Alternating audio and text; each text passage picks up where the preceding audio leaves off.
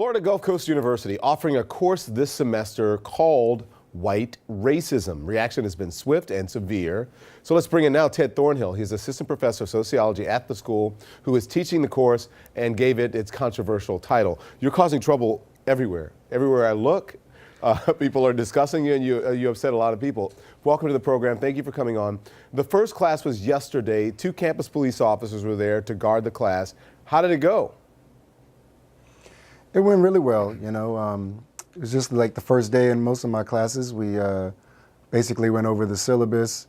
I explained to students just briefly about the reasons why the police were present, put everybody in the class at ease, and then we proceeded to go over the syllabus, discuss the nature of the course, the assignments, the expectations, and the readings that would be assigned, and students selected groups that they would be in.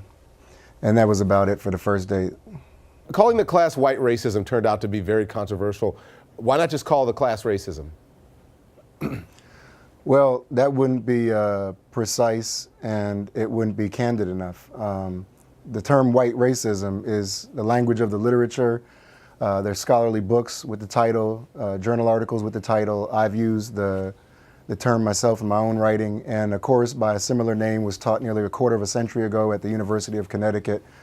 And so I thought at this point in my career, and given the nature of our political climate now, it was necessary to give it an apt and appropriate title, and so that's what I did. The course description says the class will discuss ways to challenge white supremacy and examine ideologies, laws, policy, and practices in this country that have allowed white racial domination over those racialized as non-white.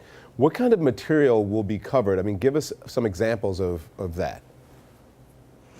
Well, the course will begin in earnest tomorrow morning, and we'll begin with a interrogation of the race concept, its origin, its persistence, its durability, its mutability, its political nature, and its consequences. And after that, we will move on, and next week after that, we will discuss sociological theories of racism and racial ideologies, followed by an exploration of various social institutions where white racism manifests itself, such as the education system, the criminal justice system, the legal system, in areas of housing, retail, even romantic relationships. So if you think about it and you're really being honest, I mean, most people will say, considering the history of this country, it should be not a bad or a controversial class to have if you're doing everything that you say you're doing. Why do people think it's racist? Because I understand you received some disturbing emails, voicemails, thousands of horrible comments on social media, and so on. Let me say, one said cancer stage 4 is what you and your family deserve for spreading hate, lies, and intolerance. I would ask you to stop using the name Ted and Thornhill. I feel like using its cultural appropriation. Change it to Obongo, you racist pig. I bet membership in the Klan is probably skyrocketing because of you. And then on and on and on. Why? Well, these folks have always been around, and they've been emboldened in the last year and a half to 2 years by the character that currently occupies the White House. And, people are conflating racial prejudice with racism.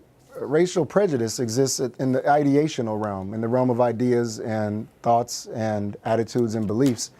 And people of all, races, people that have been racialized as Black, Latino, Asian American, Native, white people, all folks can express racial prejudice towards one another. Yeah. However, only one group has developed a system over hundreds of years, and that has oppressed other groups, and that is Europeans and their descendants who were racialized as white. Yeah. And so, yeah. Professor Ted Thornhill, thank you so much. We'll check back with you, okay? Okay, thank you for having me, Don.